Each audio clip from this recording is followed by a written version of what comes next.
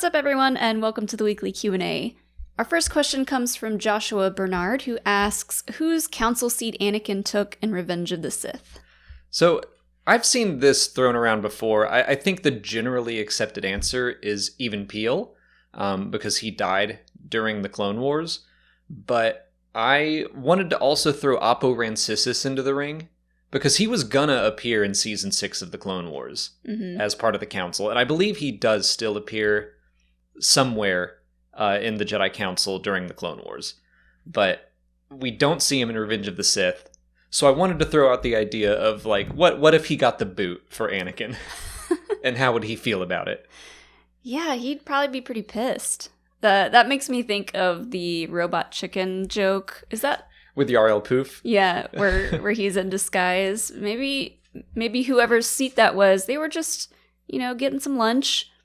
And they come back and they find out that their seat's been taken. Yeah, I kind of like that. If it were Oppo Rancisis, and he just went out for pizza and came back and was like, "Excuse me, what? I've been on this council since the High Republic, and you're just going to give it to this twerp? He's the chosen one, sure, but he's not even a master." He's been around for so long that he just assumes he'll always have a seat in there. Right. And people just keep forgetting about him. They're like, "Oh yeah, hey buddy." So he wanders out and they change his key card or something. They change the locks while he's gone, give Anakin his seat, and he's just looking through the window now. But what I like about Oppo even more is that he supposedly survived Order 66. He's included in a list of potential survivors. So if he knows that Anakin became Darth Vader, he might even be more furious. Mm-hmm. I'm gonna go hunt him down, and obviously he doesn't succeed, but he's just always on the coattails of whatever else is happening. He finds out what's going on with Obi-Wan and Luke, and he's like, "Oh, that was my plan. I gotta get my revenge for Anakin taking my seat." So Oppo Rancisis is going to be in the Obi-Wan Kenobi show. Mm-hmm. I think we can confirm that now. Yeah. This is a story that needs to be told. Child of the Watch 73 wants to know if seeing Obi-Wan and Vader fight again will take away from the gravity of their duels in episode 3 and 4. Interesting question. Also wanted to say thank you and just give you a shout out because Child of the Watch 73 joined our Patreon at the Jedi Master level this past week. So thank you so much for that. I like this question because I feel like we've danced around similar questions before of oh, but what about the line of when we last met, I was but the learner, now I'm the master. It's yeah, but will the duel make the other duels? The duel in Obi-Wan Kenobi, will it lessen the impact from episodes 3 or 4?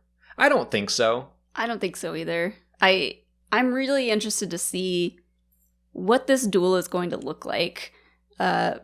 Because we've got the two extremes, in Revenge of the Sith, that's a big, fancy duel, a lot of flips, a lot of lightsaber stuff.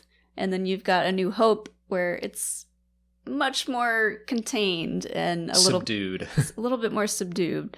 And there are varying reasons as to why that you can tell yourself. But I don't know. I'm interested to see what this fight is going to look like. And I don't think it's going to take away anything from those other fights. It'll be interesting, though, because the other two fights, Obi-Wan is the clear winner in both scenarios. I don't know that I'd go that far in episode 4. Well, he definitely has the spiritual victory. Yeah, episode 4. He bests Vader in both fights.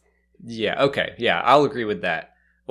I kind of think that Obi-Wan physically would have lost that duel, but he doesn't give him the satisfaction. Right. So yeah, I agree that I think Obi-Wan comes out on top, where Vader's like, what just happened? Yeah, he leaves him very confused. Yeah. So I think that counts as a win. That's a good point, actually, and it makes me think, so when we see this next duel in Obi-Wan Kenobi, that I think we're going to see something different, because I think it'll be kind of a hybrid between the two. Obi-Wan's going to be 10 years older, so is Anakin, but he's also going to be in the suit, so neither of them are going to be as spry. Mm-hmm. It's not going to be as highly choreographed, I would guess, as it was in the prequels. So it'll be interesting to see kind of a redo almost of Obi-Wan versus Vader. Like, not so slow as episode 4. Probably more exciting, but I'm just excited to see something new. Yeah, it's going to be so cool to see Vader fighting in the suit. Like, we got a little taste of it in Rogue One, of him just being a terrifying monster, but he was still a little bit slow with it. He was just kind of coming down that hallway. Yeah, very Jason Voorhees or Michael Myers. Yeah. Just like, I'm coming to get you. Yeah, but man, if we get like a high-intensity Vader in the suit fight with the lightsaber and everything, that's going to be awesome. I think we will. I think the lightsaber fighting will be in high intensity, probably some force powers thrown in there. But yeah, to me, I don't think it will lessen the gravity of the other two moments, mostly because they've been out for so long. Like, at this point, you can add more to the story, and it's not going to change how I feel about the other two moments, because I've felt that way about them for 20 years, since Revenge of the Sith came out. So I'm not worried about it changing how I feel about those moments. I think I'm going to judge Obi-Wan Kenobi just on its own. Yeah, those other two fights are going to act as bookends to whatever this middle fight is going to look like. Cam asks, which medium of Star Wars storytelling could use the most improvement? You know, I'm not sure. I'm going to have to talk through this. My first instinct was to say the audio dramas, but I really don't know if I am being honest with myself that, like, they need improvement. I think more, I just don't really like that format so much. I'm more of a visual learner. It's very hard for me to just like sit and listen to an audio drama and take it all in. With a book, I read something and I'm like, oh, there's a little connection back to X, Y, or Z, and like I'm able to see what the writer is saying better than just listening to it personally. That's a good point. Although, I mean, they have been coming out with not book versions of the audio dramas, but like the scripted stuff you can get in a hard copy book. Like, we just got Tempest Runner, which is a huge help for someone like me. But they come out months after the audio drama. Right. Even though I did just finish playing Fallen Order and I loved it. Apparently it's Oh! Are you kidding me?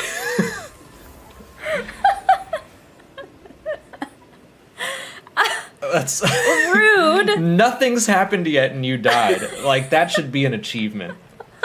I think there could be better storytelling like that game in the Star Wars video games world.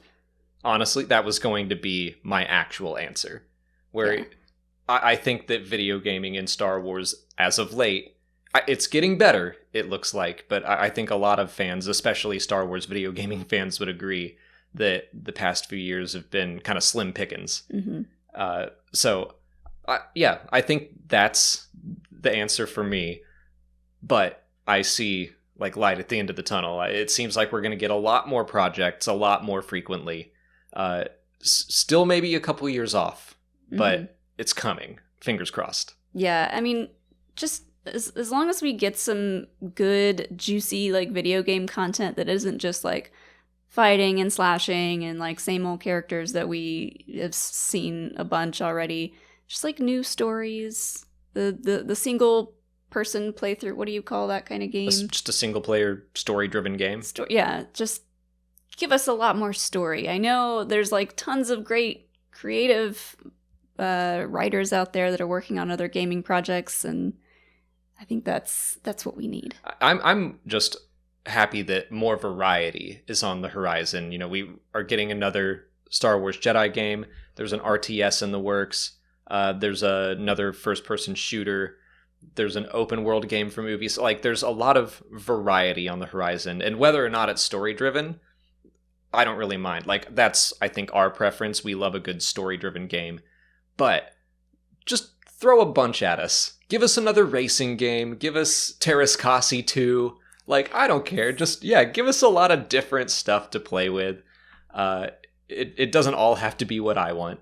So, I think, video gaming hopefully is going to catch up to everything else. I probably would have thrown books in there a few years ago as well, where I was like, I enjoyed the books, but they weren't doing what I wanted personally so much. But those are also improving. Like the High Republic is really, really doing it for me. Mm-hmm. So I keep looking at all of the formats, all of the Star Wars mediums, and I'm like, I do think they're all improving. Yeah, I guess we'd have to talk about films though. Oh, Just because right now we got nothing. Like I think television is maybe the one thing where I'm like, keep doing what you're doing. Yes. Yeah. The films, I mean, we have no idea what's coming except for what little things that they've announced. So not a lot on that front. But going back to books real quick, I just think that the way Project Luminous started and the way that all these writers have been working together from the start with a plan, if they continue to do that format in the future with all book storytelling, I think that's the key because it's working great. I love that. I love that for publishing, that it's not like that's the only thing coming out for books and comics. There are still other Star Wars books happening, but for people who want something like that, like me, that you want just a book series to dive into, yes, I would love it if after Phase 3 of the High Republic, they announce, and here's something that 5 other writers have been working on for a couple years, and we're going to do basically the same idea, where they just got to carve out their own little corner of Star Wars, and they're going to build it out, and if it does well, we'll throw in other stuff. Mm-hmm. Like that. I love that idea. Speaking of the movies, Kyle Beckworth wants to know if we'll find out what the next Star Wars movie is at Celebration. I hope so. I hope so too. There's still, the last time Disney updated their film schedule, they still had Rogue Squadron listed for 2023. That seems ambitious. And if we don't hear anything about it at Star Wars Celebration, I'm gonna have questions. And if we don't hear anything about any films at Star Wars Celebration, I'm gonna assume we're not getting anything until 2024 or 25. Yeah, I think you're right. If we don't hear anything about Rogue Squadron at Celebration, I'm just gonna assume that it's done for, like, it's scrapped. Don't say that. Don't say that. It might be. We gotta prepare ourselves for that. Don't say that. I'm not prepared Prepare to let yourself. go of that. Mm-mm. No. Because, I mean, 2023 is next year. I don't think if we hadn't heard anything by now, I don't know that that's a true timeline to have the next Star Wars movie out. But who knows? They could just be keeping it all way, way under wraps. But I don't know. The way this business goes, a lot of leaks happen. A lot of, stories and scoops get out. So I haven't heard much from it. Yeah. So I don't know. I really hope they tell us something on the film front, and I'm going to personally hold on to my Rogue Squadron hope until an official announcement comes out and they say, it's canceled. And I'll be devastated. As excited as I was when they announced it, I will be equally sad. So I hope that's still coming. I'm not expecting it in 2023 right now. I'd love to be surprised, Lucasfilm. But yeah, I hope that they do a film panel, even if it's like the Future Filmmakers of Star Wars panel that they had in 2016, I want to say. Just something, a little bit of communication about it. Yeah. I'm going into Celebration with very low expectations, just so that I'm super excited with any little tidbit that I get. Well, as of recording this, they've announced 2 panels, I think. The big Thursday one for the Thursday one is like all the live action shows. Right. And then Saturday they announced one for The Mandalorian. Oh, okay. So that's interesting because, it'll be Obi-Wan Kenobi and probably a little bit of Andor on Thursday. That makes sense. But The Mandalorian was listed in that panel as well. And then we're going to go over and talk about The Mandalorian again on Saturday. So that's where I think they might talk about... Grogu needs his own panel. Yeah. Come on. God, I hope they wheel him out. That's all it is. It's just Grogu on a stool for an hour while everyone cheers. And sometimes he'll blink and coo and drink broth or something. And that's all it has to be. I will die. But I will die. I think that the Mando panel, because it's called Mando Plus, so I think that might be where they talk about season 3, Ahsoka. Maybe they bring Lars Mikkelsen out. Maybe they bring out can you imagine some other cast another members. big Thrawn reveal at Celebration? Oh, you're right. Oh, that would be awesome. If they just started playing that organ music again. Yeah, that'd be good. Expectations low. Get it together. Thwip Gonk asks if we'll ever see more of the start of the Clone Wars. Great question. And yes. So the book Queen's Hope just came out, and it takes place from before the end of Attack of the Clones to, I don't know, a couple weeks into it. And Star Wars Brotherhood is on the way. I just finished it. It's coming out on May 10th, but I got the advanced copy very early.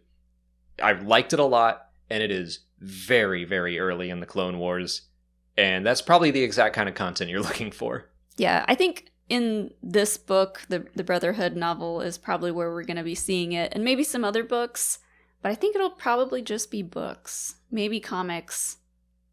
Well, to talk about something else that might pop up at Celebration, I'm assuming there will be, like they have a live action panel, hopefully we get an animation panel, where, yeah, Bad Batch will be the focus, but we still haven't heard anything about this Tales of the Jedi thing that got leaked on like a Lucasfilm gift or something. Don't know what it is. I'm wondering if it could pop up in animation as well. And if it's just Tales of the Jedi, then maybe they would plop in a, like, this is early Clone Wars, and then this is a story about Luke going off and doing something after Return of the Jedi, and this is a High Republic story. Like, it could just be an anthology. Like, whatever we want to tell. I think that's a good guess that it is probably going to be an anthology series. So, like, every episode is different era, but it's all concerning the Jedi. Yeah, I think that would be fun. I'm a big sucker for anthology stuff. Me too. On to YouTube questions. Luke1313 asks what events we would recommend doing outside of the convention hall at Celebration. They specifically ask about the 501st party, if that's happening this year. I hope it's happening. I have no idea. I haven't heard about it yet. I don't remember when they normally announce that. I'll have to do some digging because I don't know, with COVID restrictions still kind of in place, that might be hard to do. But in the past, the 501st parties have been, if I may use a Gen Z term, lit. Oh, I thought you were going to say wizard. Or wizard. But yes, the 501st parties are very fun. It does cost to get in. It is kind of an expensive ticket, but we've had fun both times that we went.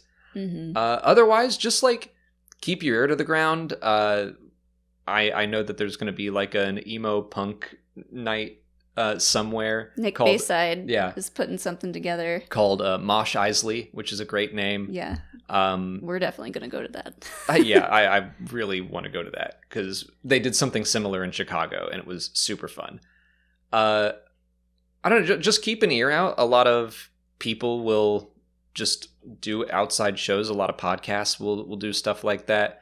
I haven't heard of a lot actually, like official stuff announced that people are doing outside of the convention, but a lot of that stuff will come out closer to when people can kind of figure out what their schedules are going to look like, because we don't know. We're just now starting to get ideas of what panels are going to be on what days. So just keep your ear to the ground, stay on Twitter for, updates for, like you said, other podcasts might be doing events outside of the convention. I don't know if I think the Disney night tickets are all sold out. I believe so. We are planning on doing Disney night Friday. Otherwise, I'd say just like go hang out at hotel bars. Like just there's going to be Star Wars fans everywhere doing something or just like sitting around and chatting. So it's pretty easy to find something fun to do. Yeah. But yeah, I think like Molly said, just keep your ear to the ground. Keep an eye out on Twitter. See what events pop up because it's kind of random every time. You're in Anaheim. There's tons of stuff to do there, that aren't affiliated with the convention itself, maybe not Star Wars stuff, but check out some of the local breweries or stuff around that area. I don't know that area very well, but I know there's a lot of breweries around there. I'm just thinking about that Friday night. I'm going to be like weekend at Bernie's. I think you're going to have to support me and keep me like we're going to be up all night covering the first 2 episodes of Kenobi. Then we'll be at the convention all day. Then we're going to Disney. So I need like a wheelchair or wheelbarrow for you to just like cart me around in. The White Can Monster Ultra energy drinks are my personal favorite. So if anyone wants to bring me a gift, make it one of those. I need that shot of adrenaline that Batman uses in the new movie. Yeah. Like, just like, wake me up, and I'll run around screaming, but I'll be awake. EM wants to know what we would do with the Force if we could only choose one power. The first thought that popped into my head was so boring, but I feel like I'd use it every day. Just telekinetic, like, clap on, clap off for lights. I just want to turn lights off and on. Just lights. Yeah. There's always times where there's like glare in the TV screen, or that's basically it. And I just don't want to get off the couch. Mm-hmm. I'd use the Force to turn that one light switch behind our TV on and off. Yeah, I mean, that might also be my answer too. It's a boring answer, but it seems like the most helpful Force power. Just telekinesis. Yeah, because like I don't want to mind trick people. I probably wouldn't feel comfortable doing that a whole lot. I like touching an item and like seeing visions related to it would be cool, but also not a priority of mine. Actually, what else is there? I might change my answer to I don't know what to call it, but calming animals down. Just when Pippin gets fed at 5 p.m., but from 3:30 p.m. to 5 p.m. he is all over us and is yelling and knocking stuff off the table. You know, we usually have Lego sets up here, and he's trying to knock them off. He's knocked off your little container of spare Lego, tiny Lego pieces, like several times. So if I could just like, boop, and calm him down for an hour and a half, I would do that in a heartbeat. Simon Charette asks if Ezra could train Grogu once he's found. I think he would be a good master for Grogu, but I think that Grogu has moved beyond the need for training. I think that's how I am understanding his time with Luke. Luke, caught him back up to where he needs to be to control the Force, to protect himself. And then Grogu made his choice, and I don't think he necessarily needs more Jedi training. Mm. Training in the Force is maybe a little bit different. If Ezra is a little bit outside of the Jedi Order, like, I don't know. I don't think he's going to take Grogu on as an apprentice. Grogu, I'm sure, will still learn, but I don't think he's going to ever find a master to stay with. I don't think Ezra is a good match for Grogu. Well, first of all, we don't really know what's going on with Ezra right now. What kind of mental space is he in? Once we find that out, I'll be able to answer this a little bit more clearly, but yeah, I think Grogu made his choice. He got a little bit of extra training with Luke, but it's interesting because Grogu's going to live a long time. And, we kind of see where the arc of the Jedi has gone up to episode 9. And I think Grogu should be able to, if he wanted to pick his training back up with a different Jedi, he should be able to, but I don't know that he will. Yeah, I agree. I think he's going to stay with Din, until Din passes away, which hopefully we never have to witness. Yes. But, yeah, so I do think Ezra could potentially be a good fit because he did a good job of balancing family and attachments without letting them control him. Same with Kanan. That I think that was kind of the struggle that Grogu was going through. But he chose family over specifically the life of a Jedi. So, like I said, I think he could learn more about the Force. I just don't think he's ever going to have, like, a master. Yeah. No one can tame him.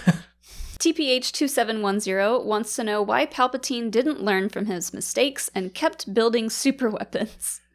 Man, I wish he did. That's one of those tropes in Star Wars that I'm always like, okay, more super weapons. Fine, let's keep going. But that is something that happened in Legends and canon. Palpatine loved his super weapons. I do think that it kind of makes sense in the real world, though. Like, if someone built a tank and the prototype was destroyed, it's not like they'd go, well, I guess we can't build any tanks anymore. Like, no, they would try to improve it and they'd keep making it better. And, Palpatine lost his second Death Star and he's like, what I need to do is build a thing that'll blow up 5 planets at a time and it'll be made out of 1 planet. And then he loses that. Well, he already had the fleet under construction, but he's like, they need to be smaller Star Destroyers, each with a super laser. Then, like, his solution is always more and bigger. Yeah. In Palpatine's old age, he has, one thing on his mind and he really wants that one thing, and that's super weapons. And no one can talk him out of it. He's like your grandpa who, he's got his one weird snack and no one can talk him out of eating it, and he's going to eat it every day until he dies. And Grandpa, it smells weird. I don't care. Yeah. He just is a stubborn old man, and he wants to build a super weapon big enough and powerful enough to, like, scare the entire galaxy into falling in line with the Empire, He needs to think outside the box. Yeah. I mean, that's kind of the thing. Obviously, everything with the Empire comes down to fear, and the same with the Sith, that they want to control people through fear. And unfortunately, like, George Lucas kind of had the perfect representation of that in the very first Star Wars movie, and then he blew it up, and it's like, I guess we'll do it again? I mean, I don't know what to do to move past that. Well, we just watched... We're in the middle of watching the Clone Wars arc of Ahsoka's trial, and nanobots, man, they show up out of nowhere in Star Wars, and I'm like, wait, there are nanobots, and you can ingest them, and they turn you into bombs. Yeah, there you go. Like, Palpatine is missing out on some good stuff. He keeps wanting to go bigger. He should go smaller. He should go way smaller. Yeah. That's all the time we have for questions today. If you want to leave a question for next week's video, just put it in the comments below or sign up for Patreon to join our weekly Q&A discussion. If you haven't already, please like this video, subscribe to the channel. Follow us on Twitter, Instagram, Facebook, and TikTok. And as always, thanks for watching, and may the Force be with you.